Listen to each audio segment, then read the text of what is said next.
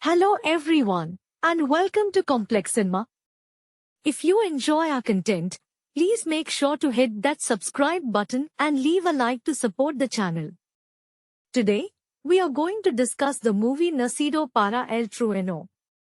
Born for the Thunder unfolds as a raw and intense journey into the heart of rebellion and the human spirit, capturing a world where loyalty and survival collide on the dusty roads of the American Southwest. The film follows a hardened drifter named Jack, played with rugged authenticity by veteran actor Tom Callahan, whose career was famously built on playing these quiet, dangerous men of few words.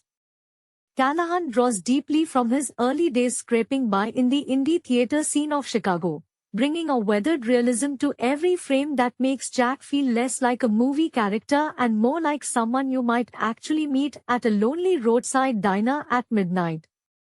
The plot kicks into gear when Jack crosses paths with Elena, a fiercely independent mechanic trying to keep her family garage afloat despite the heavy boot of a corrupt local syndicate.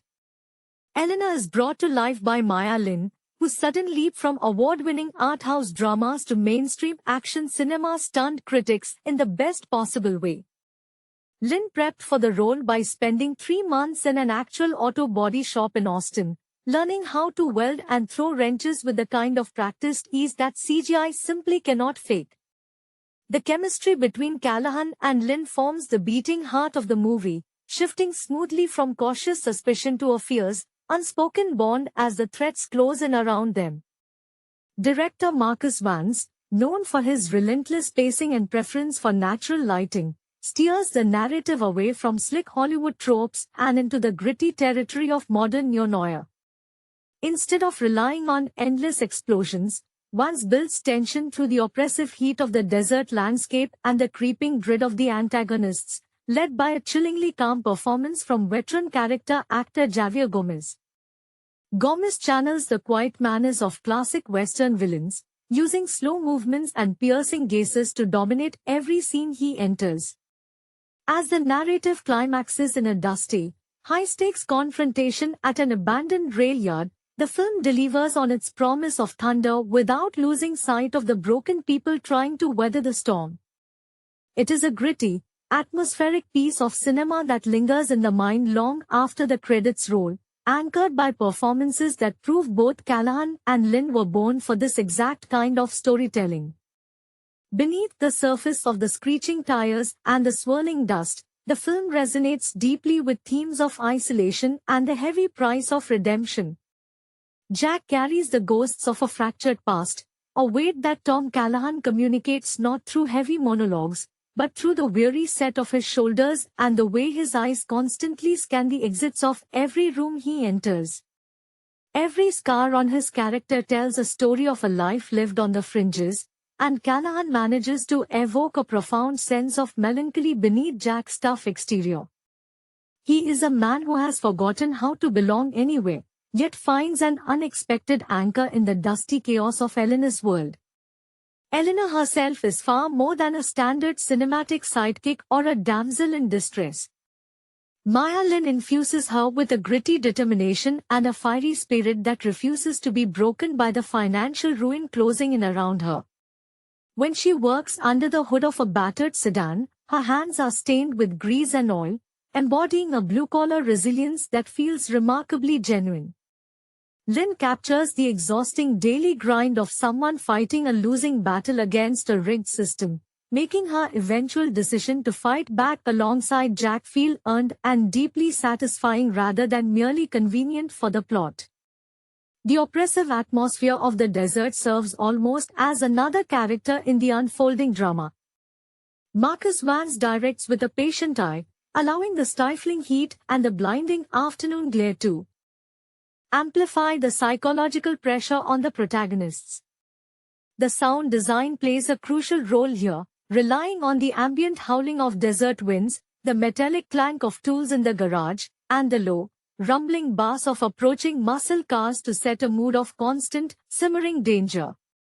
Javier Gomez as the primary antagonist does not need to raise his voice to terrify the audience. His quiet, measured manners hangs in the air like a looming thunderstorm, reminding everyone that violence in this world is always just a heartbeat away.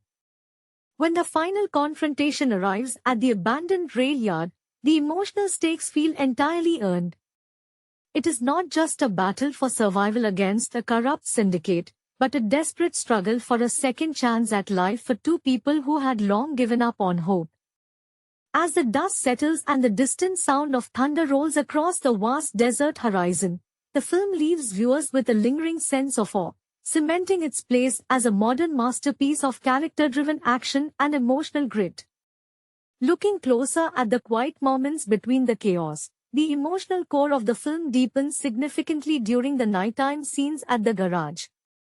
Away from the glaring sun and the relentless pressure of the syndicate, Jack and Eleanor share sparse, honest conversations illuminated only by the warm, flickering glow of a single overhead lamp and the orange embers of a cigarette.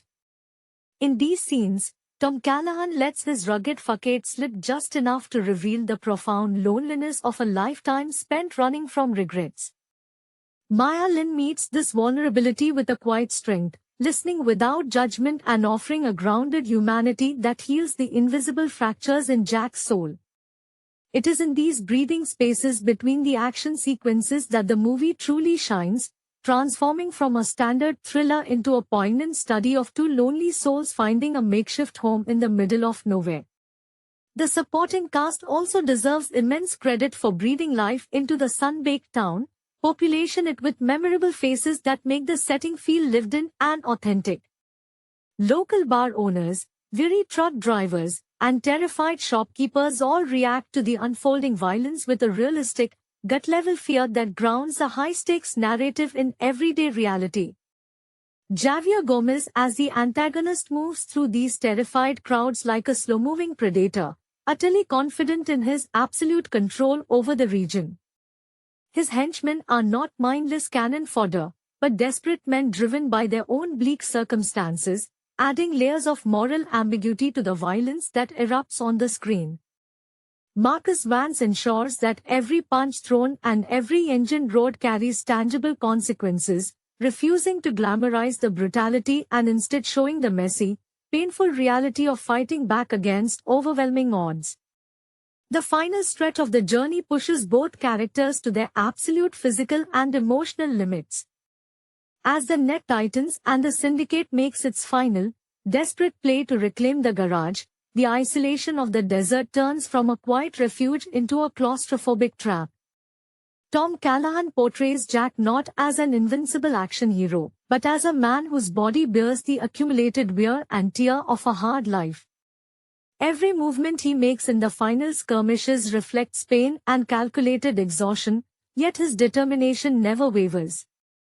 Maya Lin matches this fierce energy, trading her wrench for a shotgun with a terrifying resolve that shows she is willing to burn the entire world down before she lets anyone take away what she has built. When the smoke finally clears over the rusted tracks of the rail yard, there are no grand celebratory speeches or neat, tidy resolutions.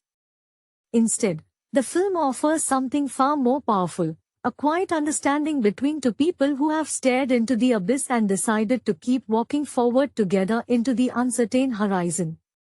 As the dust finally settles on the desolate landscape, the physical toll of the struggle becomes painfully clear on both Jack and Eleanor. They are bruised, battered, and utterly exhausted, yet there is a profound sense of liberation in the heavy silence that follows the storm.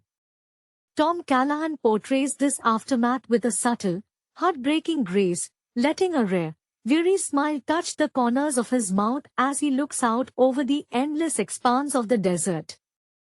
It is a powerful moment of emotional release for a man who spent his entire life running from his own shadow, realizing that for the first time, he has nothing left to escape from. Maya Lin stands beside him, her hands still stained with grease and powder, embodying a fierce, unyielding survival that proves she is just as unbreakable as the rusted steel surrounding them.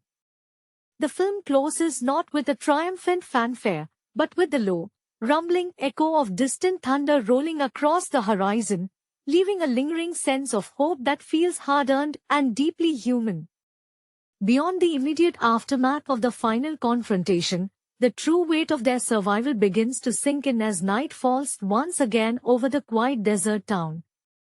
The silence is profound, broken only by the occasional pop of a cooling engine block and the gentle hiss of the desert wind sweeping across the abandoned rail yard. Jack and Eleanor sit side by side on the running board of a battered truck, sharing a quiet understanding that transcends words. Tom Callahan communicates this silent communion through the way his posture finally relaxes, the heavy burden in his shoulders lifting as the ghosts of his past finally lay to rest. Maya Lin leans against him with a natural familiarity, her breathing steady and deep, representing the hard-won peace of a woman who has successfully defended her home and her future. The distant lights of the town flicker far in the distance, serving as a reminder of the ordinary world they have chosen to leave behind. They are outsiders now, bound together by the blood, sweat, and fire of the past few days, forging a path into the unknown that belongs entirely to them. Marcus Vance frames this final shot with a painterly eye, capturing the silhouette of the two figures against a vast, star-studded sky that seems to stretch on into eternity. It is a striking conclusion to a film that never relied on easy answers or cheap thrills, choosing instead to focus on the messy, beautiful reality of human resilience. As the final credits roll against the muted sound of a gathering storm, the journey of Jack and Eleanor remains etched in the memory as a testament to the enduring power of hope in the most desolate corners of the world. Days bleed into weeks as the bruised landscape slowly returns to its usual, sun-baked rhythm, leaving Jack and Eleanor to piece together the remnants of their shattered lives out in the quiet isolation of the desert. The bullet holes in the garage walls are patched with mismatched sheets of scrap metal, and the grease-stained floors are scrubbed clean of blood and gunpowder, transforming the once contested workshop back into a humble sanctuary of honest labor. Tom Callahan moves through the base with a slower, more deliberate gait, his stiff joints a constant reminder of the violence they survived, yet his eyes are remarkably clear for the first time in decades. He no longer glances nervously toward every open doorway or checks the shadows for unseen pursuers, finally trading his eternal hypervigilance for the simple, grounding rhythm of turning wrenches and adjusting carburetors alongside a partner he trusts implicitly. Maya Lin infuses these quieter recovery scenes with a resilient grace, proving that the fierce determination which carried them through the storm has now settled into a quiet, unshakable strength. She works tirelessly under the hood of a vintage pickup, her movements fluid and confident, whistling softly to mask the lingering quiet of the desert afternoons. The dynamic between them has evolved past words, built instead on a profound, unspoken mutual respect forged in the crucible of their shared survival. When travelers occasionally break down on the desolate highway and limp into the garage, Jack and Eleanor greet them not with suspicion, but with a quiet hospitality, offering a cup of bitter black coffee and a fair fix for their engines while the endless horizon stretches out endlessly around them. Life in the reclaimed garage settles into a slow, almost medicinal routine where the harsh edges of their violent past are slowly sanded down by the passage of time. The scorching desert sun beats down relentlessly on the corrugated tin roof, creating a steady, rhythmic heat that forces Jack and Eleanor to move with a deliberate, unhurried grace. Tom Callahan captures this transition with subtle mastery, letting the perpetual tension finally drain from his weathered face and replacing it with the quiet contentment of a man who has finally hung up his spurs. He spends his afternoons sorting through rusted jars of washers and bowls, his calloused hands moving with a practiced familiarity that speaks of a lifetime spent fixing broken things, both mechanical and metaphorical. There is a deep, abiding peace in his silence now, a stark contrast to the hunted animal he was when he first limped into town. Maya Lin matches the steady rhythm with a quiet, grounding energy that holds their makeshift world together against the vast, empty expanse of the horizon. She moves around the workshop with the absolute confidence of someone who has stared down the worst the world has to offer and decided to build a home right in the middle of the ashes. When the sun dips below the jagged peaks of the mountains, painting the sky in violent shades of burnt orange and deep violet, the two of them sit outside on old wooden crates, watching the first stars pierce the darkening velvet of the night. They do not need grand declarations of affection or dramatic confessions of their past lives because their survival together has said everything that needs to be said. The film lingers on these quiet, breathing moments, reminding the audience that true redemption is not found in explosive victories or triumphant fanfare, but in the steady, unbroken heartbeat of two people choosing to face tomorrow side by side. The arrival of a rare autumn storm brings a sudden, dramatic shift to the desert air, replacing the stifling daytime heat with the crisp, electric scent of approaching rain and the heavy rumble of distant thunder rolling across the flatlands. Jack stands out in the wide gravel yard, lifting his face to the cool wind as the first few heavy drops darken the dry earth at his feet, feeling a profound sense of washing clean that goes far beyond the physical dirt of the workshop. Tom Callahan embodies this release with a subtle, breathtaking vulnerability, letting his shoulders drop an inch further and allowing a deep, long-held breath to finally escape his lungs as the storm breaks overhead. He watches the sheets of rain sweep across the horizon with a quiet wonder, realizing that the thunder no longer signifies a threat or a precursor to violence, but rather the natural, cleansing rhythm of the earth renewing itself after a long, brutal drought. Inside the sheltered warmth of the garage, Maya Lin moves with a quiet efficiency, securing the heavy wooden doors against the rising wind while the flickering light of a battery-powered lantern casts long, dancing shadows across the rows of tools and spare parts.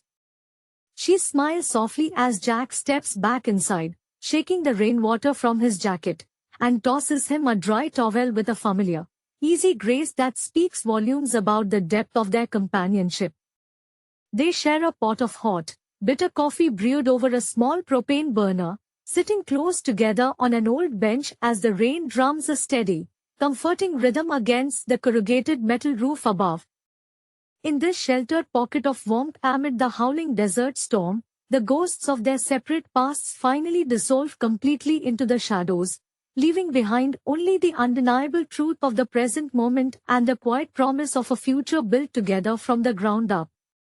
As the storm eventually blows over toward the east, leaving behind a freshly scrubbed desert sparkling under a canopy of brilliant stars, the morning brings a renewed clarity to the landscape.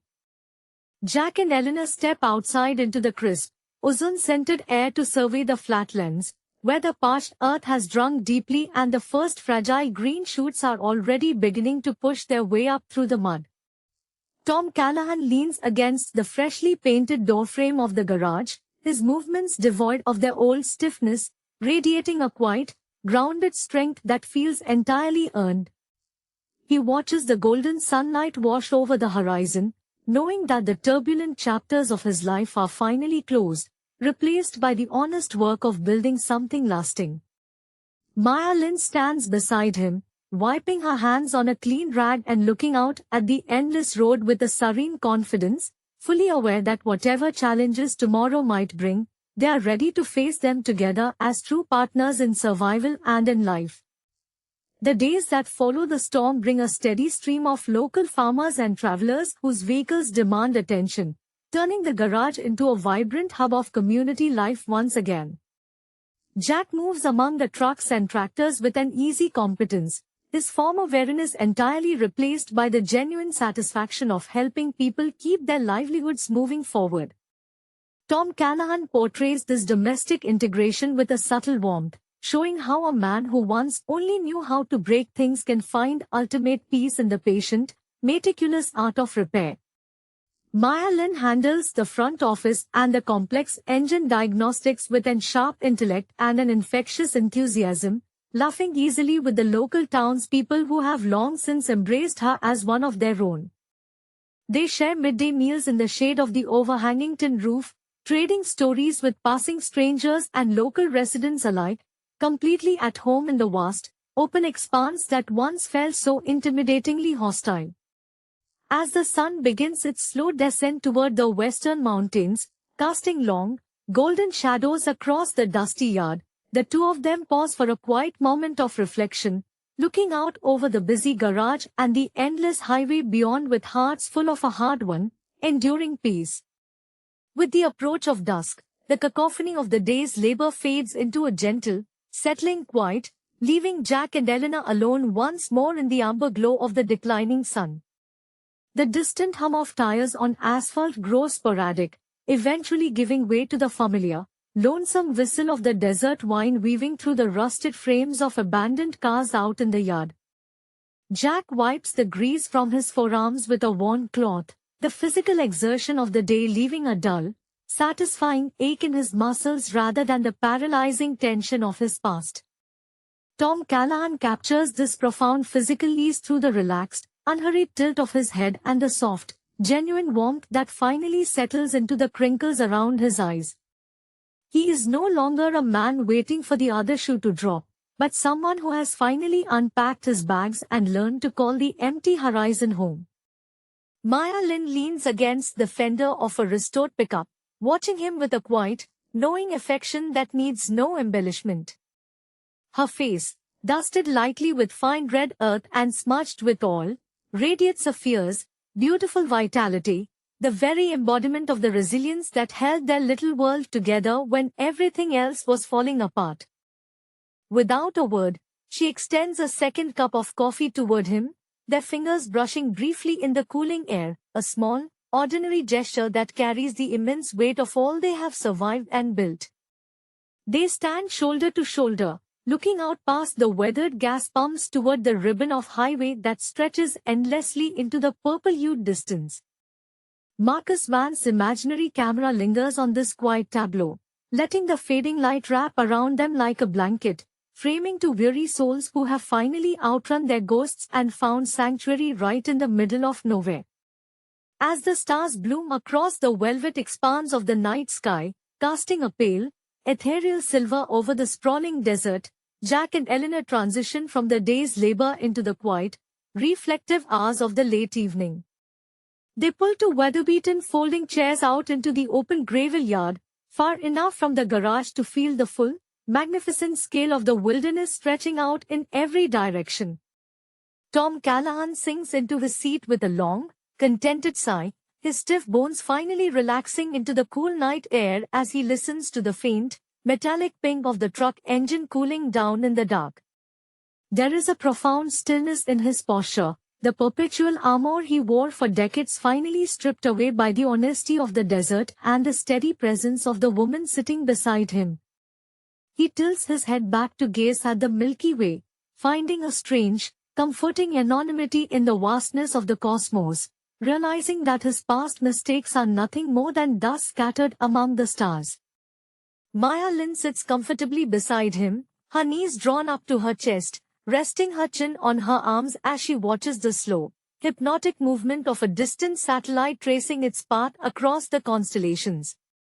The firelight from a small, contained brazier at their feet flickers across her face, casting warm umber highlights over her determined features and softening the edges of her enduring strength. She speaks softly, breaking the companionless silence only to share a casual observation about the constellations or the stubborn persistence of the desert flora, her voice a soothing anchor in the immense quiet. Jack listens intently, hanging on every casual word with a quiet reverence, fully aware that this simple, unscripted domesticity is the closest thing to heaven either of them will ever know. In this vast, silent theater of sand and starlight, the weight of the world lifts entirely from their shoulders, leaving behind two resilient souls wrapped in the quiet, undeniable warmth of a shared tomorrow. As the brazier's coals gradually settle into glowing embers, casting a soft, rhythmic pulse of red light against the dark hull of the garage, the midnight chill of the desert begins to seep into the air. Neither Jack nor Eleanor makes a move to go inside, reluctant to break the spell of the vast, quiet night. Jack reaches down, pulling a coarse wool blanket from the back of his chair, and wordlessly drapes it over Maya's shoulders. The gesture is entirely natural, devoid of any awkwardness, speaking volumes about the unspoken language of care they have developed. Tom Callahan portrays this tenderness with a remarkable economy of expression. A gentle brush of his knuckles against her arm is enough to convey a lifetime of deferred affection and hard-won devotion. Maya Lin leans slightly into the touch, pulling the blanket tight around herself and offering a small, appreciative smile that catches the dying firelight, her eyes reflecting the warm, steady glow of a hearth they built entirely with their own hands. The desert around them breathes in the cool night air, the distant call of a coyote echoing faintly across the arroyo, reminding them of the wild, untamed frontier they now call home. They do not talk about the syndicate, or the blood spilled on the garage floor, or the ghosts that once haunted their respective pasts. Those chapters are closed, buried deep beneath the sand and swept away by the wind. Instead, they exist purely in the quiet cadence of the present, two solitary figures anchored to one another against the breathtaking, terrifying infinity of the universe.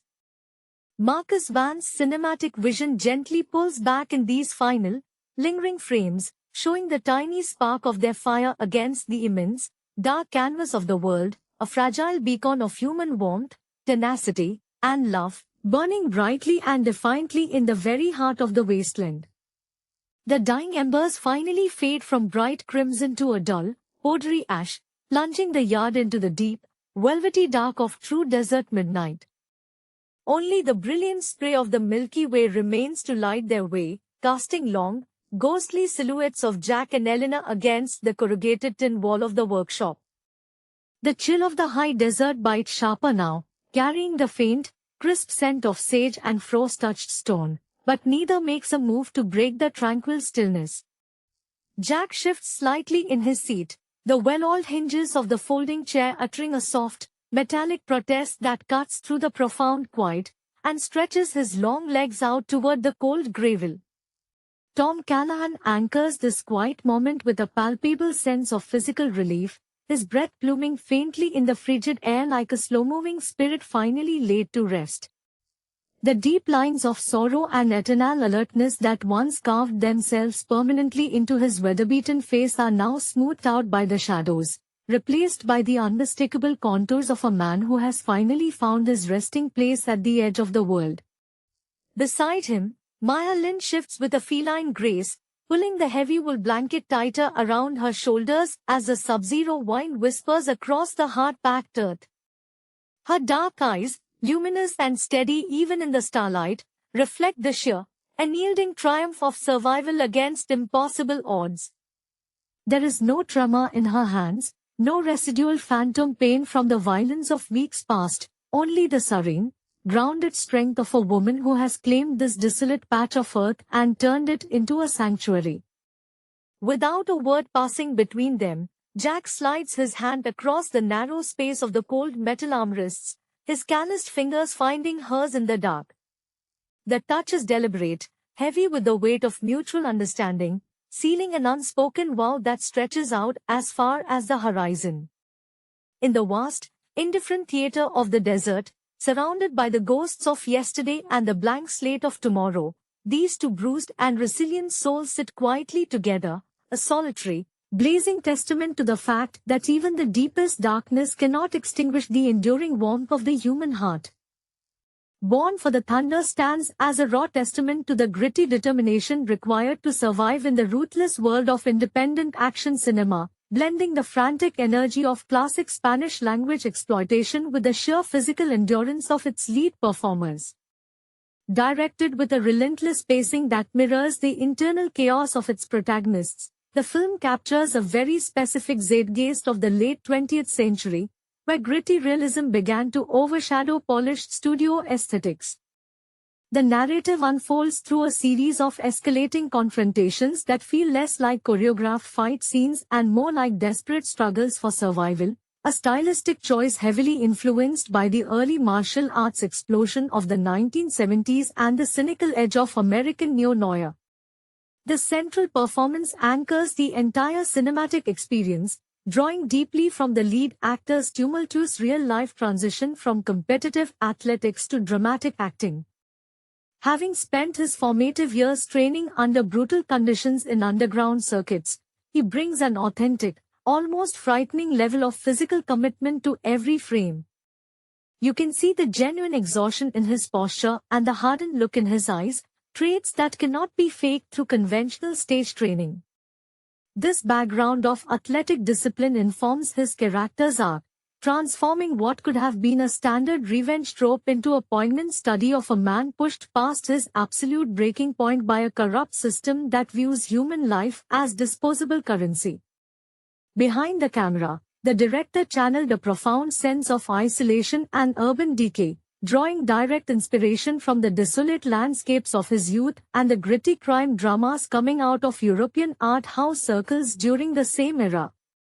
Instead of relying on expensive digital effects or grandiose set pieces, the production utilized natural lighting and claustrophobic framing to trap both the actors and the audience within the oppressive atmosphere of the fictional city. Every alleyway feels genuinely menacing, and every confrontation carries tangible weight because the environment itself acts as an antagonist. This meticulous attention to spatial geography enhances the tension, making the eventual explosive violence feel earned rather than gratuitous. Ultimately, Born for the Thunder transcends its modest budget and genre limitations through sheer sincerity and unyielding artistic vision. It refuses to pander to mainstream sensibilities, offering instead a harsh, unfiltered look at loyalty, betrayal, and the heavy toll exacted by a life lived on the fringes of society. The film remains a fascinating cultural artifact, proving that compelling storytelling relies not on lavish financial resources, but on the raw, unfiltered passion of creators who have lived through the struggles they depict on screen. Beneath the surface of the kinetic action lies a deeply melancholy exploration of brotherhood and a corrosive nature of vengeance. The supporting cast brings a heavy emotional resonance to the narrative, particularly through the quiet moments of reflection that punctuate the relentless violence.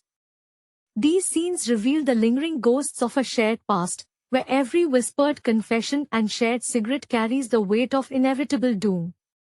The main antagonist does not merely serve as a cardboard cutout obstacle for the hero to overcome, but rather as a tragic mirror image, a man who took the exact same paths of survival and was similarly devoured by the unforgiving machinery of the underworld. This psychological complexity elevates the movie from a standard muscle-bound thriller into a somber meditation on how violence strips away the soul long before it destroys the physical body. The sound design further immerses the viewer in this bleak universe, trading an overbearing orchestral score for industrial soundscapes, the distant wail of sirens, and the heavy, ragged breathing of exhausted men. Every punch lands with a dull, sickening thud that emphasizes the fragile nature of flesh against concrete and steel. This commitment to tactile realism ensures that the audience feels every blow, fostering an empathetic connection with characters who speak very little yet communicate volumes through scarred knuckles and weary glances. Through these artistic choices, the film endures as a powerful reminder of a time when independent cinema was driven by blood, sweat, and an uncompromising desire to tell authentic stories from the margins. Building upon this atmosphere of inescapable decay, the emotional core of the film deepens as the narrative forces the protagonists to confront the wreckage of their own choices. The dialogue throughout these later sequences becomes sparse, stripped down to raw fragments of conversation that echo the exhaustion of men who have run out of both words and time. The female lead, playing a weary bar owner who acts as the sole moral compass in this desolate landscape, delivers a performance of quiet devastation. Her character carries the unspoken grief of a community crushed beneath the boot of organized crime, and her interactions with the hero provide the only genuine moments of warmth in an otherwise freezing world. She does not play the typical damsel in distress. Instead, she is a survivor who has witnessed too many friends vanish into the concrete labyrinth, her hardened exterior masking a profound sorrow that mirrors the tragic fate awaiting them all. As the climax approaches, the tension shifts from external threats to a terrifying internal reckoning. The final confrontation takes place inside an abandoned industrial shipyard, a location chosen specifically by the director to evoke the feeling of a modern industrial graveyard. Here, under the flickering amber glow of dying sodium lights, the hero faces his former mentor-turned-nemesis in a brutal, exhausting duel that relies entirely on close quarters grappling and sheer willpower rather than flashy choreography. Every movement is sluggish and desperate, brilliantly conveying the absolute depletion of their physical reserves. When the dust finally settles and the credits roll over a silent, unmoving shot of the desolate horizon, there is no sense of triumphant victory, only the chilling realization that survival on these terms demands a piece of one's humanity, leaving the victors just as hollow as the fallen they leave behind in the dirt. The lingering bitterness of that final confrontation permeates the lingering aftermath, casting a long shadow over the few survivors who remain to pick up the broken pieces. The camera lingers on the empty streets where the echoes of violence have finally faded, replaced by the hollow howling of the wind sweeping through rusted scaffolding and abandoned shipping containers. In these quiet final moments, the true cost of their rebellion becomes starkly apparent, as the protagonist walks away not as a conquering hero, but as a ghost haunting the very asphalt he fought so desperately to reclaim. His face, etched with new scars that matched the old ones from his brutal athletic days, bears the heavy burden of a man who realized too late that breaking the system only meant becoming another one of its discarded casualties. The supporting characters who managed to endure the night share this silent grief, exchanging fleeting glances charged with the painful knowledge that their victory is merely a temporary reprieve in an endless cycle of urban decay. This uncompromising bleakness is what ultimately elevates the production into a masterclass of mood and tension, proving that the most enduring cinematic statements are often forged in the fires of limitation, heartbreak, and an absolute refusal to compromise the truth of the human struggle. The psychological erosion continues to manifest in the smaller, quieter habits of the characters as they attempt to process the wreckage of their broken lives. In the days following the shipyard confrontation, the narrative slows its frantic pace to examine the numbness that settles over men who have nothing left to lose. The protagonist finds himself wandering aimlessly through the perimeter of the city, his body aching not just from the accumulated trauma of broken bones and torn ligaments, but from the crushing weight of isolation. He sits in dimly lit diners and empty alleyways, staring silently into cups of bitter black coffee, haunted by the phantom echoes of voices that were silenced during the long war against the local syndicate. The lead actor captures this profound psychological exhaustion with subtle facial tremors and a deadened stare, utilizing the same melancholic introspection he relied upon during the darkest periods of his athletic career when injuries threatened to strip away his entire identity. This sense of pervasive emptiness extends to the supporting players who chose to stand by his side against impossible odds. The veteran character actors filling out the periphery of the story bring a lived-in authenticity to their roles, embodying men who have spent decades dodging the consequences of bad debts and broken loyalties. Their conversations are fraught with nervous glances and long stretches of uncomfortable silence, perfectly illustrating the paranoia that defines life on the criminal fringe. They share stale cigarettes and meager rations in the back rooms of abandoned auto shops, whispering about escape routes that they all secretly know lead nowhere. The direction emphasizes their entrapment by framing them against towering concrete walls and endless horizons of barbed wire, reinforcing the inescapable trap of their environment. Every visual cue reminds the viewer that in this cinematic universe, escape is merely a comforting illusion, and the characters are forever chained to the geography of their sins, leaving an indelible mark on the viewer long after the screen fades to black. The final remnants of resistance dissolve into the unrelenting grey dawn, painting the industrial wasteland in shades of ash and rusted iron. The remaining survivors do not exchange words of comfort or promises of a brighter tomorrow, because in this unforgiving world, hope is a luxury reserved for the naive. Instead, they vanish quietly into the labyrinthine alleys of the metropolis, blending back into the anonymous crowds of the downtrodden and the forgotten. The director deliberately avoids any neat narrative resolution, choosing instead to leave the audience suspended in the cold reality of ongoing survival. The protagonist's journey concludes not with a roar of triumph, but with the steady, rhythmic trudge of a solitary man marching toward an uncertain horizon, bearing the invisible scars of a battle that has fundamentally broken his spirit.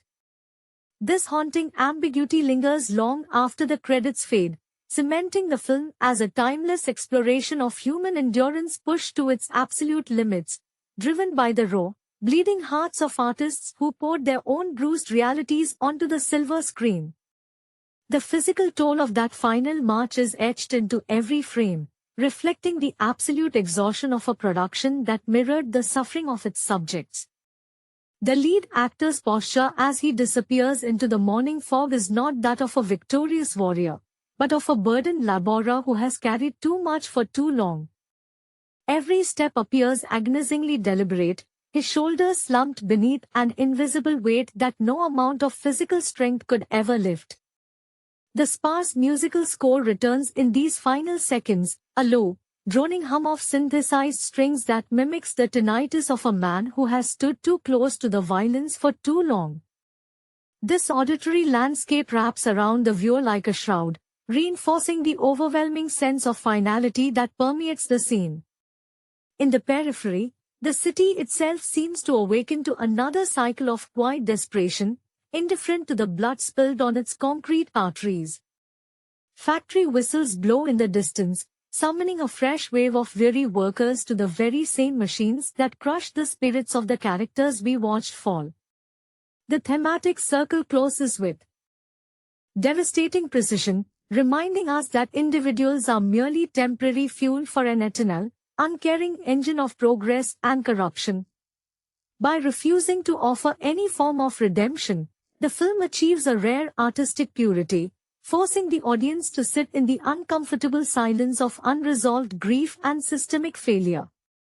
It stands as an enduring monument to the power of independent cinema, capturing the raw, bleeding essence of human resilience when every single odd is stacked against survival.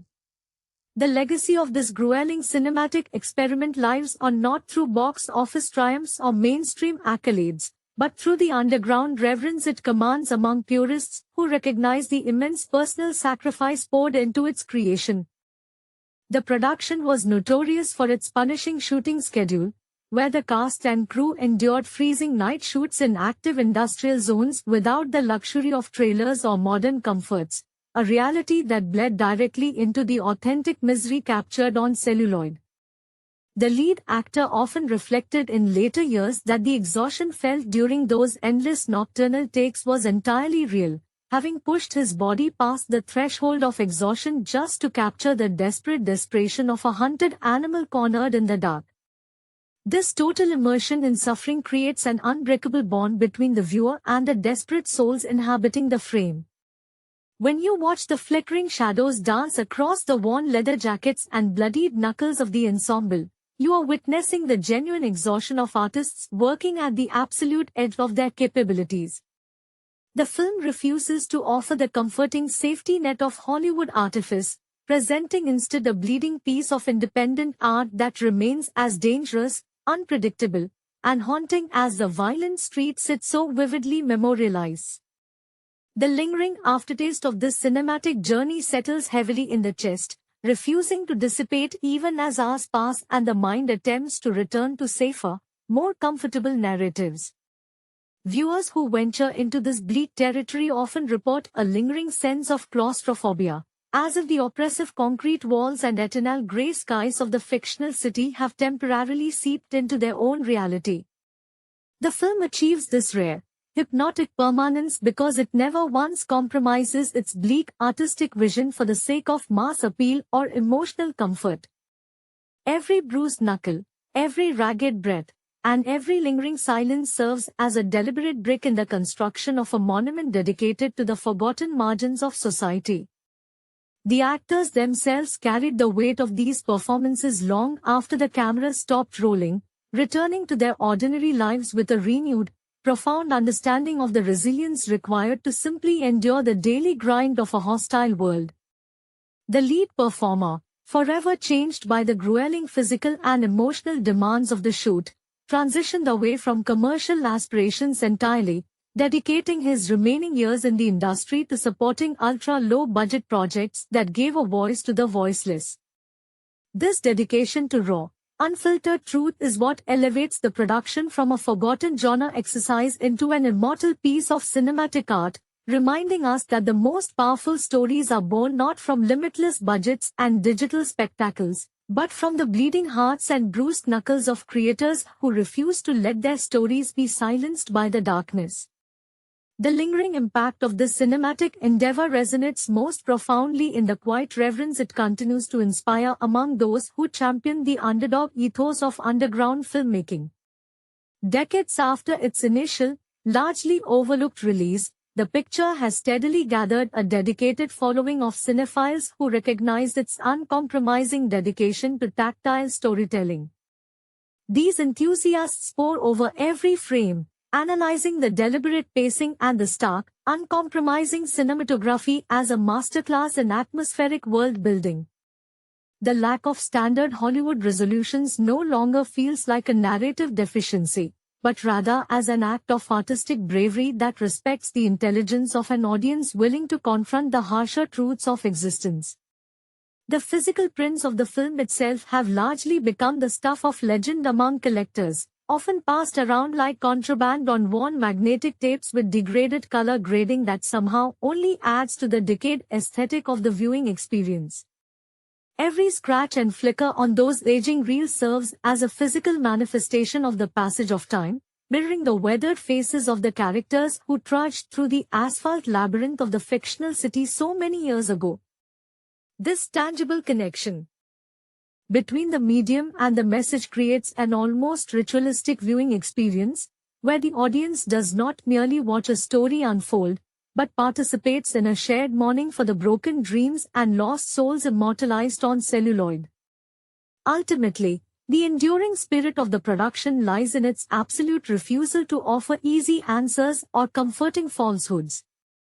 It stands as a defiant monument to the creative persistence of artists who had nothing left to lose except their desire to tell a story that mattered.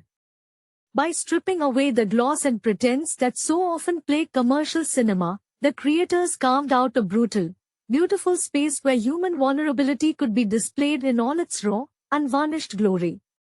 The final image of the lone figure dissolving into the grey dawn remains etched into the collective memory of independent film history, a haunting reminder that while the system may crush the individual, the stubborn flame of human endurance can never be entirely extinguished. The deep resonance of those final frames continues to echo through the corridors of independent film history, serving as a stark reminder of what can be achieved when artists strip away all artifice to confront the raw, uncomfortable truths of the human condition. The collective memory of this brutal journey remains preserved not in grand Hollywood archives, but in the whispered recommendations of cinephiles who understand the true cost of making art without a safety net. The sheer physical toll exacted upon the cast and crew is woven into the very fabric of the celluloid, creating a texture of authenticity that modern digital aesthetics can endlessly mimic yet never truly replicate. Every grain of the picture, every imperfect edit, and every silent, lingering stare tells the story of creators who gave a piece of their own souls to breathe life into a world that thrives on forgotten dreams and broken promises. Decades after the camera stopped rolling and the makeshift sets were dismantled, the physical locations where these desperate stories unfolded have long since succumbed to the relentless march of urban redevelopment, yet the cinematic ghost of that decaying city remains vividly alive. Fans of the production often search out the surviving remnants of those industrial backstreets, seeking a tangible connection to the melancholy atmosphere that permeates every scene. They walk the same damp concrete under overcast skies, listening to the distant hum of machinery and the wind weaving through rusted scaffolding, almost expecting to catch a glimpse of the protagonist's weary silhouette trudging toward the horizon. This profound blurring of the boundary between fiction and reality is the ultimate triumph of the director's vision, transforming a modest independent genre exercise into an immersive, living monument to endurance. The legacy of the lead actor's performance similarly defies the transient nature of commercial stardom, securing his place among the most dedicated physical actors of his generation. His transition from the grueling circuits of competitive athletics to the equally punishing realm of dramatic filmmaking was never about seeking fame or fortune, but about finding a new vehicle for the intense discipline and emotional resilience he had cultivated throughout his life. The bruises he wore on screen were real, the exhaustion etched into his features was genuine, and the sorrow he conveyed through heavy sighs and weary glances came from a place of deep, personal understanding. By pouring his own vulnerabilities and physical limitations into the character, he transcended the traditional limitations of action cinema, elevating the muscular thriller into a profound meditation on aging, survival, and the heavy price of defiance. As the years pass and the cinematic landscape grows increasingly saturated with polished, computer-generated spectacles, this gritty masterpiece stands even taller as a defiant pillar of raw human expression. It refuses to age because its core themes of loyalty, systemic oppression, and the quiet dignity of those who refuse to yield are eternal. The film asks nothing of its audience except the willingness to look into the abyss and recognize the fragile, flickering humanity burning in the dark.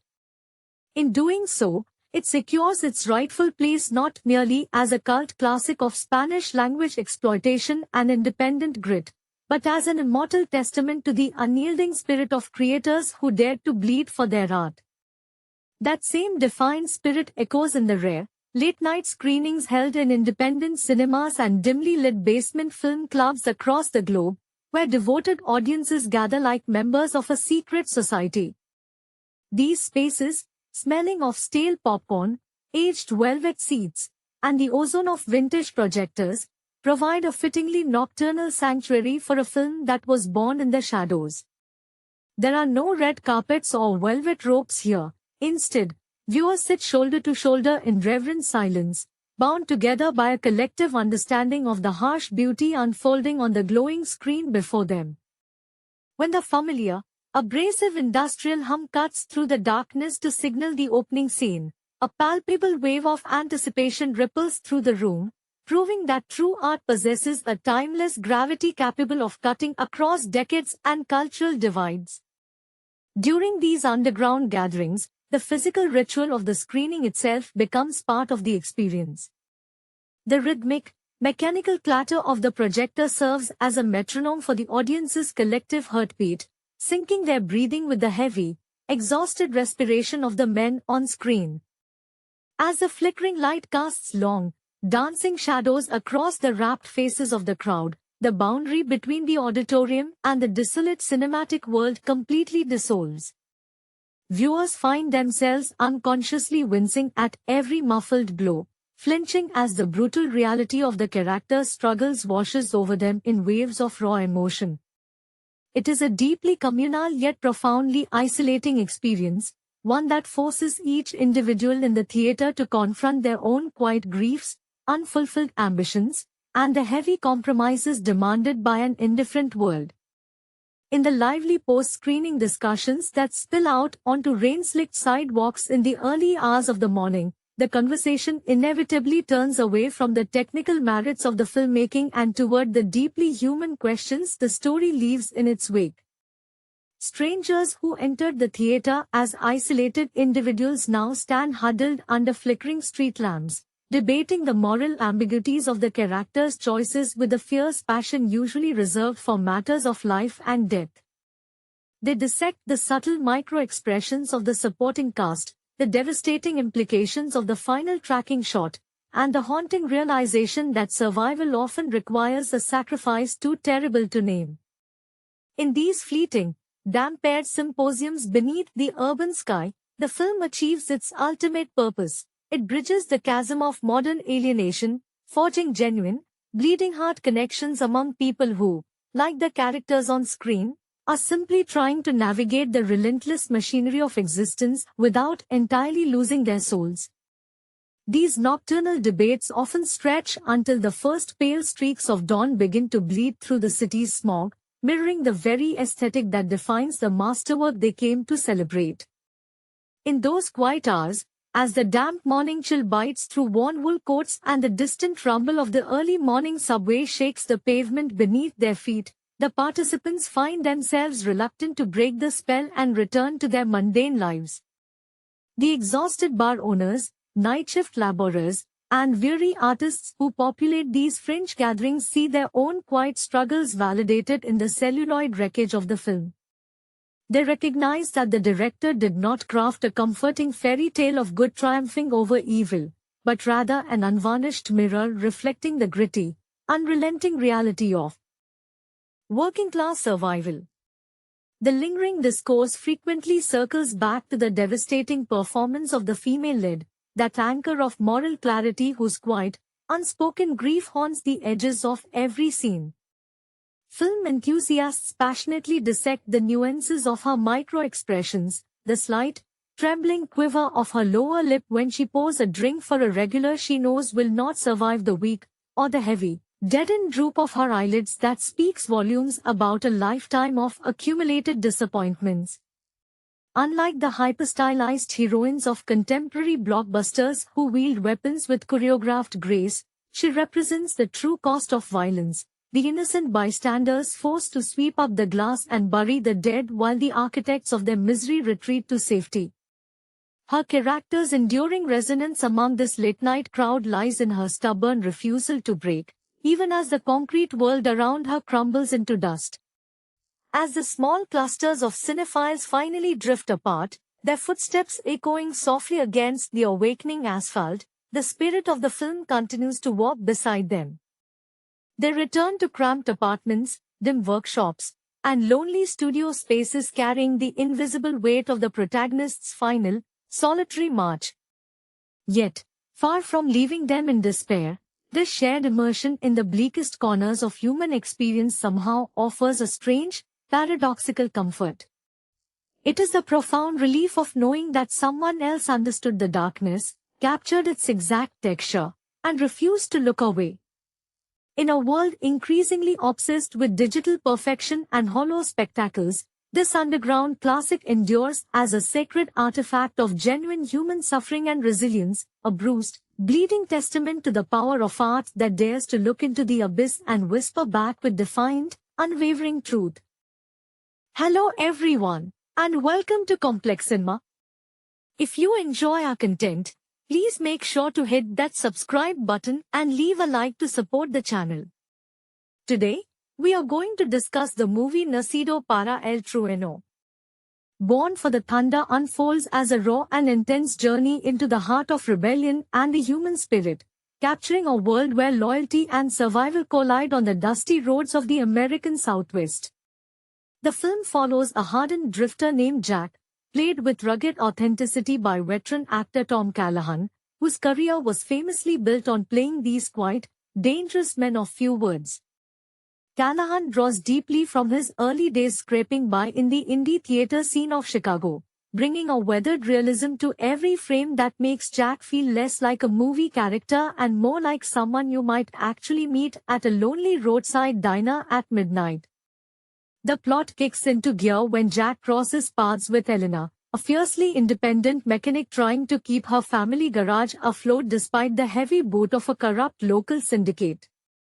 Elena is brought to life by Maya Lin, whose sudden leap from award-winning art house dramas to mainstream action cinema stunned critics in the best possible way. Lin prepped for the role by spending 3 months in an actual auto body shop in Austin, learning how to weld and throw wrenches with the kind of practiced ease that CGI simply cannot fake. The chemistry between Callahan and Lin forms the beating heart of the movie, shifting smoothly from cautious suspicion to a fierce, unspoken bond as the threats close in around them. Director Marcus Vance, known for his relentless pacing and preference for natural lighting, steers the narrative away from slick Hollywood tropes and into the gritty territory of modern neo-noir. Instead of relying on endless explosions, Vance builds tension through the oppressive heat of the desert landscape and the creeping dread of the antagonists, led by a chillingly calm performance from veteran character actor Javier Gomez. Gomez channels the quiet manners of classic Western villains, using slow movements and piercing gazes to dominate every scene he enters. As the narrative climaxes in a dusty, high-stakes confrontation at an abandoned rail yard, the film delivers on its promise of thunder without losing sight of the broken people trying to weather the storm. It is a gritty, atmospheric piece of cinema that lingers in the mind long after the credits roll, anchored by performances that prove both Callahan and Lynn were born for this exact kind of storytelling. Beneath the surface of the screeching tires and the swirling dust, the film resonates deeply with themes of isolation and the heavy price of redemption. Jack carries the ghosts of a fractured past, a weight that Tom Callahan communicates not through heavy monologues, but through the weary set of his shoulders and the way his eyes constantly scan the exits of every room he enters. Every scar on his character tells a story of a life lived on the fringes, and Callahan manages to evoke a profound sense of melancholy beneath Jack's tough exterior. He is a man who has forgotten how to belong anywhere, yet finds an unexpected anchor in the dusty chaos of Eleanor's world. Eleanor herself is far more than a standard cinematic sidekick or a damsel in distress. Maya Lin infuses her with a gritty determination and a fiery spirit that refuses to be broken by the financial ruin closing in around her. When she works under the hood of a battered sedan, her hands are stained with grease and oil, embodying a blue-collar resilience that feels remarkably genuine. Lynn captures the exhausting daily grind of someone fighting a losing battle against a rigged system, making her eventual decision to fight back alongside Jack feel earned and deeply satisfying rather than merely convenient for the plot. The oppressive atmosphere of the desert serves almost as another character in the unfolding drama. Marcus Vance directs with a patient eye, allowing the stifling heat and the blinding afternoon glare to amplify the psychological pressure on the protagonists. The sound design plays a crucial role here, relying on the ambient howling of desert winds, the metallic clank of tools in the garage, and the low, rumbling bass of approaching muscle cars to set a mood of constant, simmering danger. Javier Gomez as the primary antagonist does not need to raise his voice to terrify the audience. His quiet, measured manners hangs in the air like a looming thunderstorm, reminding everyone that violence in this world is always just a heartbeat away. When the final confrontation arrives at the abandoned rail yard, the emotional stakes feel entirely earned. It is not just a battle for survival against a corrupt syndicate, but a desperate struggle for a second chance at life for two people who had long given up on hope. As the dust settles and the distant sound of thunder rolls across the vast desert horizon, the film leaves viewers with a lingering sense of awe, cementing its place as a modern masterpiece of character-driven action and emotional grit. Looking closer at the quiet moments between the chaos, the emotional core of the film deepens significantly during the nighttime scenes at the garage. Away from the glaring sun and the relentless pressure of the syndicate, Jack and Eleanor share sparse, honest conversations illuminated only by the warm, flickering glow of a single overhead lamp and the orange embers of a cigarette. In these scenes, Tom Callahan lets his rugged facade slip just enough to reveal the profound loneliness of a lifetime spent running from regrets. Maya Lin meets this vulnerability with a quiet strength, listening without judgment and offering a grounded humanity that heals the invisible fractures in Jack's soul. It is in these breathing spaces between the action sequences that the movie truly shines, transforming from a standard thriller into a poignant study of two lonely souls finding a makeshift home in the middle of nowhere. The supporting cast also deserves immense credit for breathing life into the sun-baked town, population it with memorable faces that make the setting feel lived in and authentic. Local bar owners, weary truck drivers, and terrified shopkeepers all react to the unfolding violence with a realistic, gut-level fear that grounds the high-stakes narrative in everyday reality. Javier Gomez as the antagonist moves through these terrified crowds like a slow-moving predator, utterly confident in his absolute control over the region. His henchmen are not mindless cannon fodder, but desperate men driven by their own bleak circumstances, adding layers of moral ambiguity to the violence that erupts on the screen. Marcus Vance ensures that every punch thrown and every engine roared carries tangible consequences, refusing to glamorize the brutality and instead showing the messy, painful reality of fighting back against overwhelming odds. The final stretch of the journey pushes both characters to their absolute physical and emotional limits. As the net tightens and the syndicate makes its final, desperate play to reclaim the garage, the isolation of the desert turns from a quiet refuge into a claustrophobic trap. Tom Callahan portrays Jack not as an invincible action hero, but as a man whose body bears the accumulated wear and tear of a hard life. Every movement he makes in the final skirmishes reflects pain and calculated exhaustion, yet his determination never wavers. Maya Lin matches this fierce energy, trading her wrench for a shotgun with a terrifying resolve that shows she is willing to burn the entire world down before she lets anyone take away what she has built.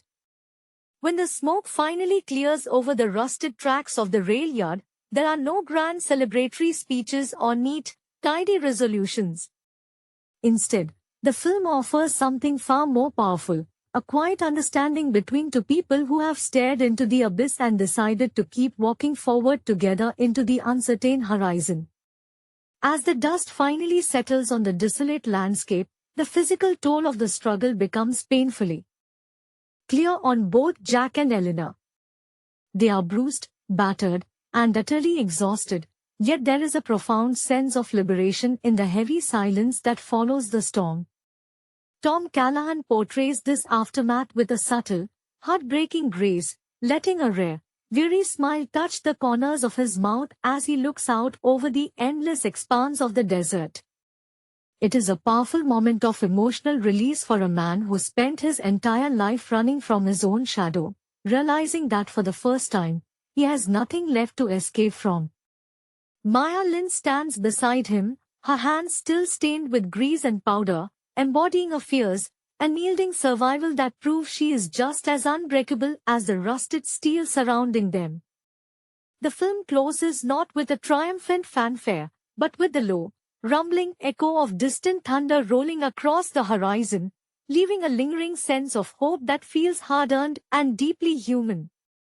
Beyond the immediate aftermath of the final confrontation, the true weight of their survival begins to sink in as night falls once again over the quiet desert town. The silence is profound, broken only by the occasional pop of a cooling engine block and the gentle hiss of the desert wind sweeping across the abandoned rail yard.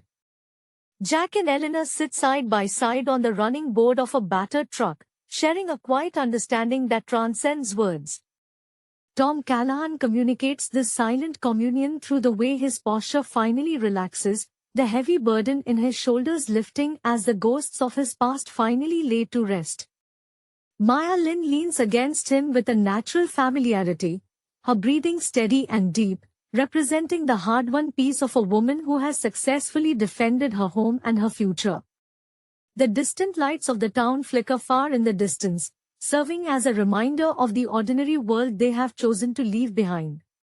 They are outsiders now, bound together by the blood, sweat, and fire of the past few days, forging a path into the unknown that belongs entirely to them.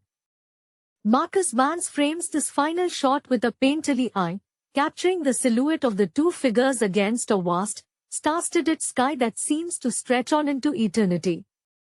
It is a striking conclusion to a film that never relied on easy answers or cheap thrills, choosing instead to focus on the messy, beautiful reality of human resilience.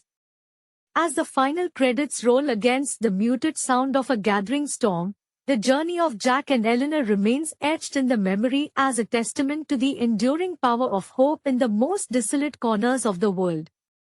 Days bleed into weeks as the bruised landscape slowly returns to its usual, sun-baked rhythm, leaving Jack and Eleanor to piece together the remnants of their shattered lives out in the quiet isolation of the desert. The bullet holes in the garage walls are patched with mismatched sheets of scrap metal, and the grease-stained floors are scrubbed clean of blood and gunpowder, transforming the once contested workshop back into a humble sanctuary of honest labor. Tom Callahan moves through the base with a slower, more deliberate gait, his stiff joints a constant reminder of the violence they survived, yet his eyes are remarkably clear for the first time in decades.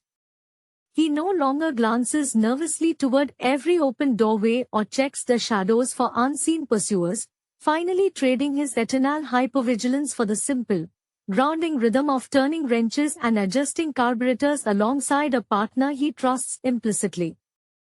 Maya Lin infuses these quieter recovery scenes with a resilient grace, proving that the fierce determination which carried them through the storm has now settled into a quiet, unshakable strength.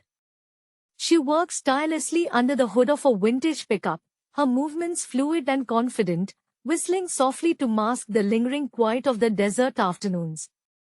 The dynamic between them has evolved past words, built instead on a profound, unspoken mutual respect forged in the crucible of their shared survival. When travelers occasionally break down on the desolate highway and limp into the garage, Jack and Eleanor greet them not with suspicion, but with a quiet hospitality, offering a cup of bitter black coffee and a fair fix for their engines while the endless horizon stretches out endlessly around them. Life in the reclaimed garage settles into a slow, almost medicinal routine where the harsh edges of their violent past are slowly sanded down by the passage of time. The scorching desert sun beats down relentlessly on the corrugated tin roof, creating a steady, rhythmic heat that forces Jack and Eleanor to move with a deliberate, unhurried grace. Tom Callahan captures this transition with subtle mastery, letting the perpetual tension finally drain from his weathered face and replacing it with the quiet contentment of a man who has finally hung up his spurs. He spends his afternoons sorting through rusted jars of washers and bowls, his calloused hands moving with a practiced familiarity that speaks of a lifetime spent fixing broken things, both mechanical and metaphorical. There is a deep, abiding peace in his silence now, a stark contrast to the hunted animal he was when he first limped into town. Maya Lin matches the steady rhythm with a quiet, grounding energy that holds their makeshift world together against the vast, empty expanse of the horizon. She moves around the workshop with the absolute confidence of someone who has stared down the worst the world has to offer and decided to build a home right in the middle of the ashes. When the sun dips below the jagged peaks of the mountains, painting the sky in violent shades of burnt orange and deep violet, the two of them sit outside on old wooden crates, watching the first stars pierce the darkening velvet of the night.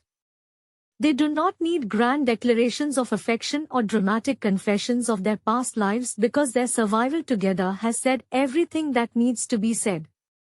The film lingers on these quiet, breathing moments, reminding the audience that true redemption is not found in explosive victories or triumphant fanfare, but in the steady, unbroken heartbeat of two people choosing to face tomorrow side by side. The arrival of a rare autumn storm brings a sudden, dramatic shift to the desert air, replacing the stifling daytime heat with the crisp, electric scent of approaching rain and the heavy rumble of distant thunder rolling across the flatlands. Jack stands out in the wide gravel yard, lifting his face to the cool wind as the first few heavy drops darken the dry earth at his feet, feeling a profound sense of washing clean that goes far beyond the physical dirt of the workshop. Tom Callahan embodies this release with a subtle, breathtaking vulnerability, letting his shoulders drop an inch further and allowing a deep, long-held breath to finally escape his lungs as the storm breaks overhead. He watches the sheets of rain sweep across the horizon with a quiet wonder, realizing that the thunder no longer signifies a threat or a precursor to violence, but rather the natural, cleansing rhythm of the earth renewing itself after a long, brutal drought. Inside the sheltered warmth of the garage, Maya Lin moves with a quiet efficiency, securing the heavy wooden doors against the rising wind while the flickering light of a battery-powered lantern casts long, dancing shadows across the rows of tools and spare parts. She smiles softly as Jack steps back inside, shaking the rainwater from his jacket, and tosses him a dry towel with a familiar, easy grace that speaks volumes about the depth of their companionship. They share a pot of hot, bitter coffee brewed over a small propane burner, sitting close together on an old bench as the rain drums a steady, comforting rhythm against the corrugated metal roof above. In this sheltered pocket of warmth amid the howling desert storm, the ghosts of their separate pasts finally dissolve completely into the shadows, leaving behind only the undeniable truth of the present moment and the quiet promise of a future built together from the ground up.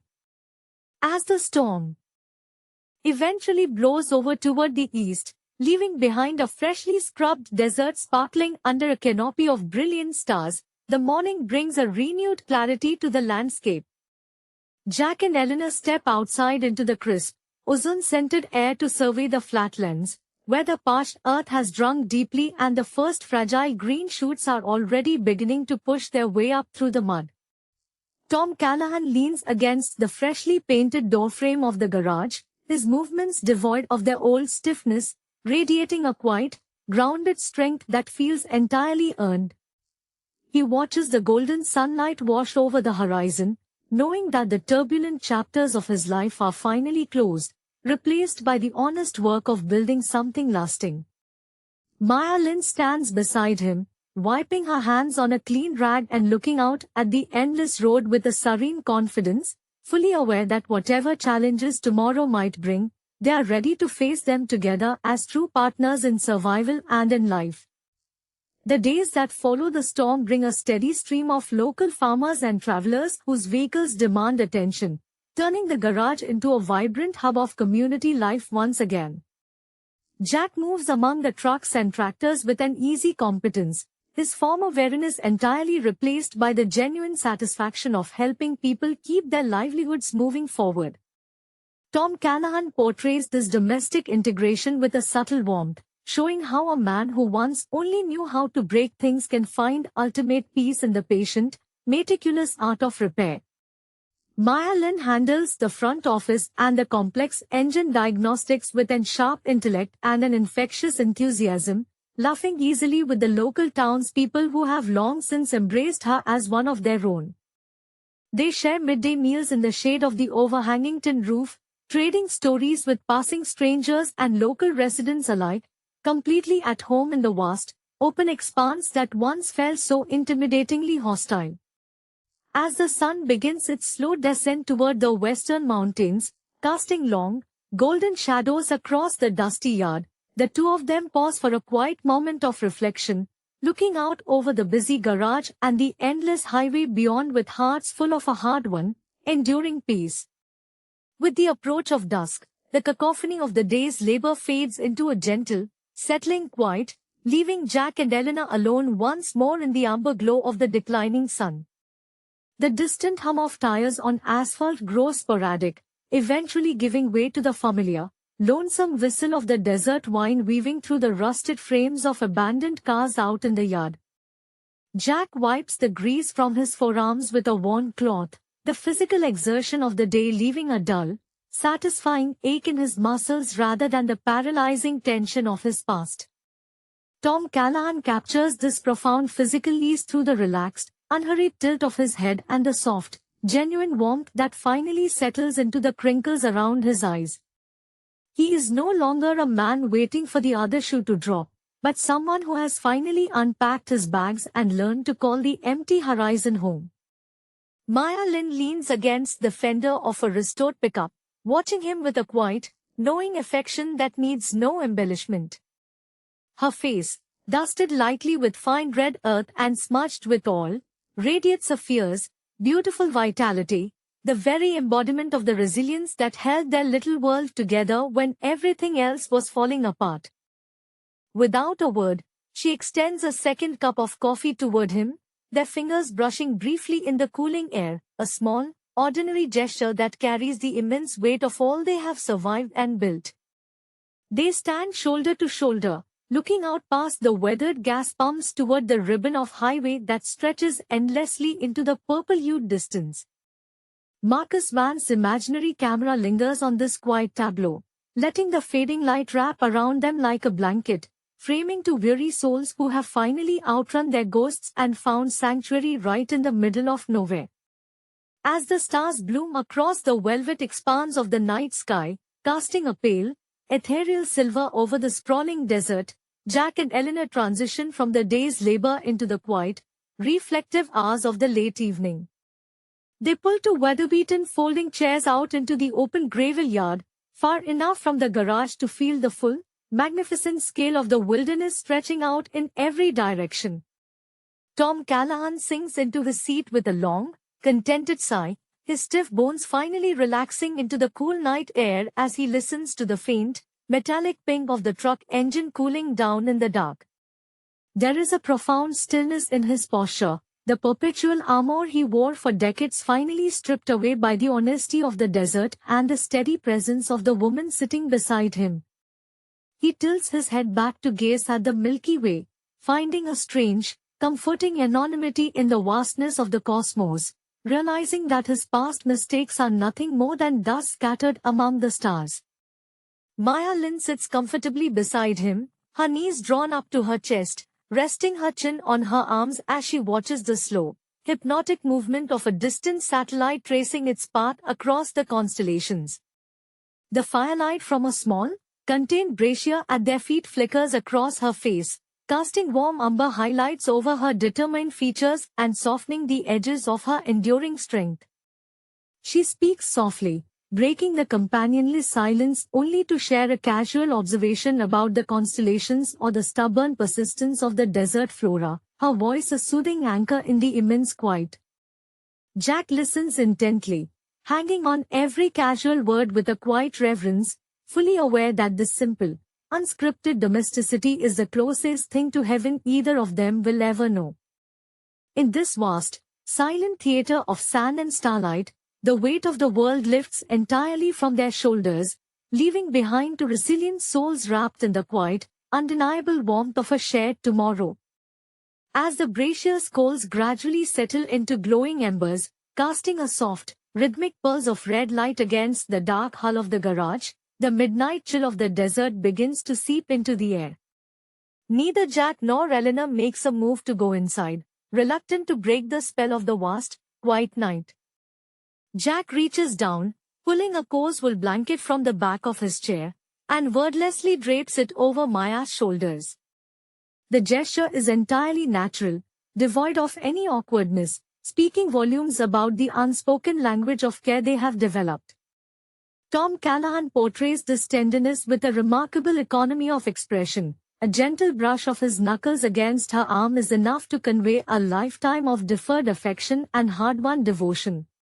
Maya Lin leans slightly into the touch, pulling the blanket tight around herself and offering a small, appreciative smile that catches the dying firelight, her eyes reflecting the warm, steady glow of a hearth they built entirely with their own hands. The desert around them breathes in the cool night air, the distant call of a coyote echoing faintly across the arroyo, reminding them of the wild, untamed frontier they now call home. They do not talk about the syndicate, or the blood spilled on the garage floor, or the ghosts that once haunted their respective pasts. Those chapters are closed, buried deep beneath the sand and swept away by the wind.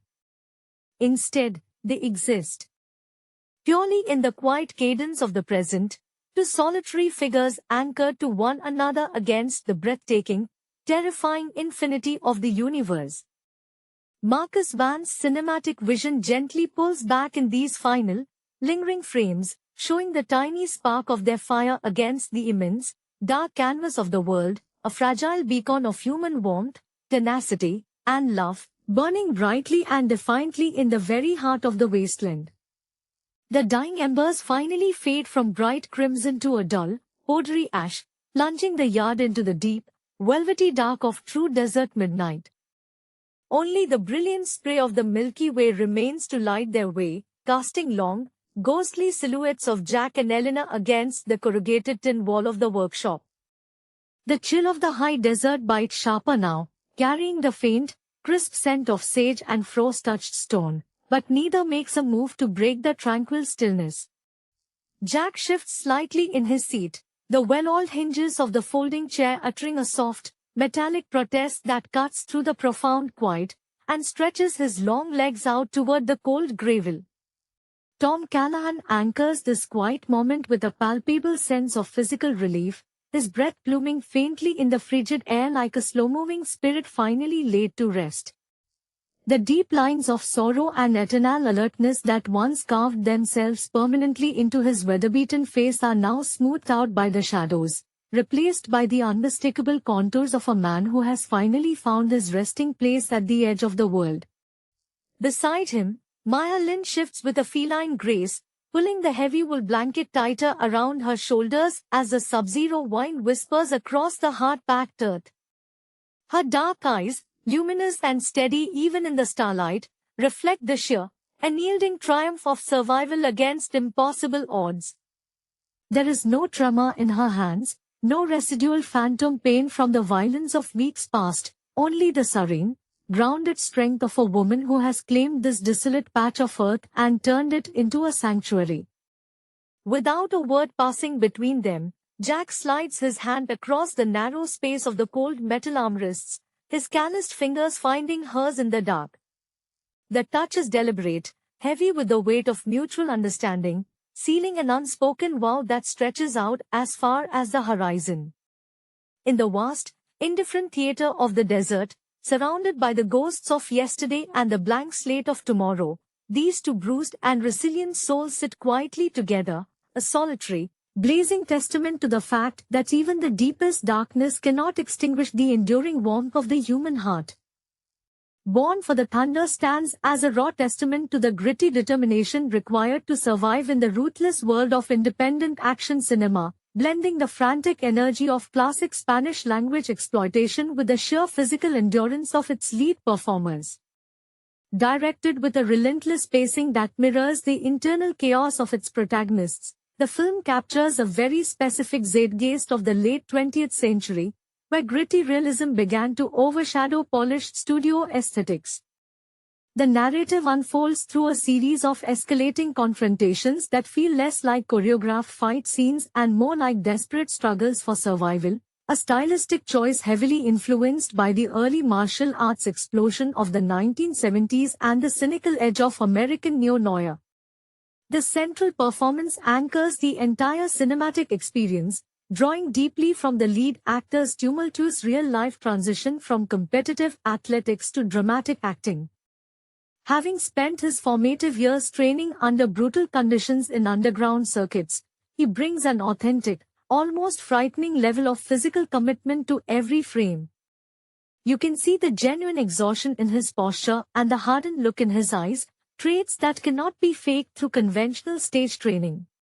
This background of athletic discipline informs his character's arc, transforming what could have been a standard revenge trope into a poignant study of a man pushed past his absolute breaking point by a corrupt system that views human life as disposable currency. Behind the camera, the director channeled a profound sense of isolation and urban decay, drawing direct inspiration from the desolate landscapes of his youth and the gritty crime dramas coming out of European art house circles during the same era. Instead of relying on expensive digital effects or grandiose set pieces, the production utilized natural lighting and claustrophobic framing to trap both the actors and the audience within the oppressive atmosphere of the fictional city. Every alleyway feels genuinely menacing, and every confrontation carries tangible weight because the environment itself acts as an antagonist. This meticulous attention to spatial geography enhances the tension, making the eventual explosive violence feel earned rather than gratuitous. Ultimately, Born for the Thunder transcends its modest budget and genre limitations through sheer sincerity and unyielding artistic vision. It refuses to pander to mainstream sensibilities, offering instead a harsh, unfiltered look at loyalty, betrayal, and the heavy toll exacted by a life lived on the fringes of society. The film remains a fascinating cultural artifact, proving that compelling storytelling relies not on lavish financial resources, but on the raw, unfiltered passion of creators who have lived through the struggles they depict on screen. Beneath the surface of the kinetic action lies a deeply melancholy exploration of brotherhood and the corrosive nature of vengeance. The supporting cast brings a heavy emotional resonance to the narrative, particularly through the quiet moments of reflection that punctuate the relentless violence. These scenes reveal the lingering ghosts of a shared past, where every whispered confession and shared cigarette carries the weight of inevitable doom. The main antagonist does not merely serve as a cardboard cutout obstacle for the hero to overcome, but rather as a tragic mirror image, a man who took the exact same paths of survival and was similarly devoured by the unforgiving machinery of the underworld. This psychological complexity elevates the movie from a standard muscle-bound thriller into a somber meditation on how violence strips away the soul long before it destroys the physical body. The sound design further immerses the viewer in this bleak universe, trading an overbearing orchestral score for industrial soundscapes, the distant wail of sirens, and the heavy, ragged breathing of exhausted men.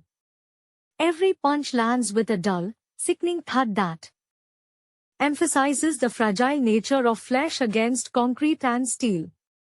This commitment to tactile realism ensures that the audience feels every blow, fostering an empathetic connection with characters who speak very little yet communicate volumes through scarred knuckles and weary glances.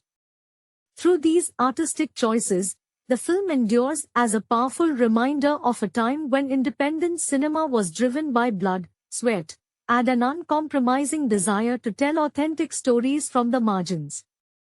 Building upon this atmosphere of inescapable decay, the emotional core of the film deepens as the narrative forces the protagonists to confront the wreckage of their own choices. The dialogue throughout these later sequences becomes sparse, stripped down to raw fragments of conversation that echo the exhaustion of men who have run out of both words and time. The female lead, playing a weary bar owner who acts as the sole moral compass in this desolate landscape, delivers a performance of quiet devastation. Her character carries the unspoken grief of a community crushed beneath the boot of organized crime, and her interactions with the hero provide the only genuine moments of warmth in an otherwise freezing world. She does not play the typical damsel in distress. Instead, she is a survivor who has witnessed too many friends vanish into the concrete labyrinth, her hardened exterior masking a profound sorrow that mirrors the tragic fate awaiting them all. As the climax approaches, the tension shifts from external threats to a terrifying internal reckoning. The final confrontation takes place inside an abandoned industrial shipyard, a location chosen specifically by the director to evoke the feeling of a modern industrial graveyard. Here, under the flickering amber glow of dying sodium lights, the hero faces his former mentor-turned-nemesis in a brutal, exhausting duel that relies entirely on close quarters grappling and sheer willpower rather than flashy choreography. Every movement is sluggish and desperate, brilliantly conveying the absolute depletion of their physical reserves. When the dust finally settles and the credits roll over a silent, unmoving shot of the desolate horizon, there is no sense of triumphant victory, only the chilling realization that survival on these terms demands a piece of one's humanity, leaving the victors just as hollow as the fallen they leave behind in the dirt.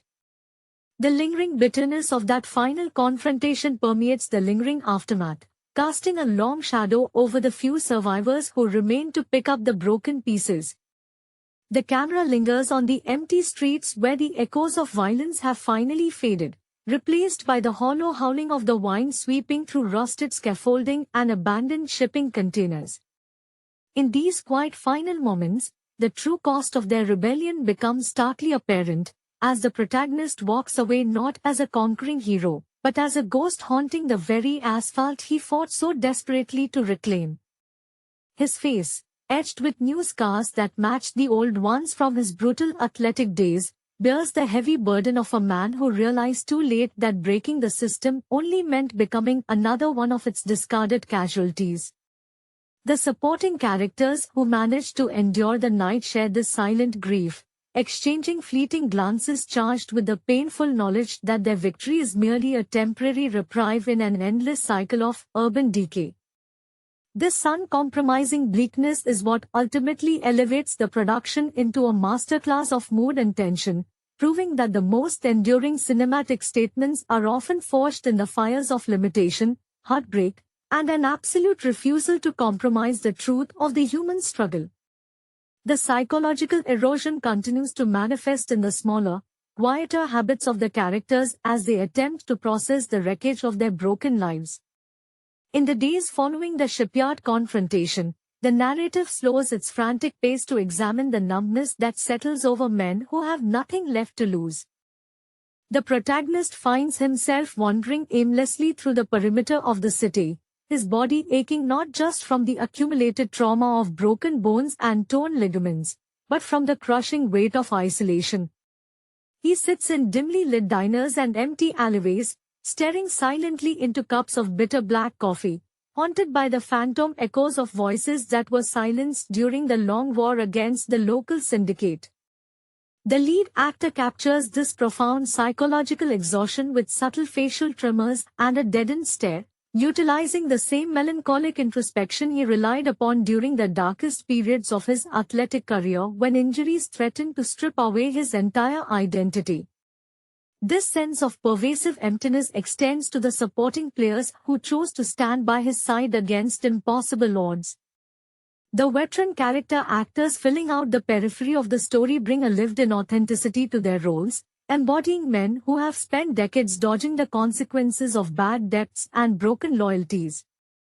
Their conversations are fraught with nervous glances and long stretches of uncomfortable silence, perfectly illustrating the paranoia that defines life on the criminal fringe. They share stale cigarettes and meager rations in the back rooms of abandoned auto shops, whispering about escape routes that they all secretly know lead nowhere. The direction emphasizes their entrapment by framing them against towering concrete walls and endless horizons of barbed wire, reinforcing the inescapable trap of their environment. Every visual cue reminds the viewer that in this cinematic universe, escape is merely a comforting illusion, and the characters are forever chained to the geography of their sins, leaving an indelible mark on the viewer long after the screen fades to black. The final remnants of resistance dissolve into the unrelenting grey dawn, painting the industrial wasteland in shades of ash and rusted iron. The remaining survivors do not exchange words of comfort or promises of a brighter tomorrow, because in this unforgiving world, hope is a luxury reserved for the naive. Instead, they vanish quietly into the labyrinthine alleys of the metropolis, blending back into the anonymous crowds of the downtrodden and the forgotten. The director deliberately avoids any neat narrative resolution, choosing instead to leave the audience suspended in the cold reality of ongoing survival. The protagonist's journey concludes not with a roar of triumph, but with the steady, rhythmic trudge of a solitary man marching toward an uncertain horizon, bearing the invisible scars of a battle that has fundamentally broken his spirit. This haunting ambiguity lingers long after the credits fade, cementing the film as a timeless exploration of human endurance pushed to its absolute limits, driven by the raw, bleeding hearts of artists who poured their own bruised realities on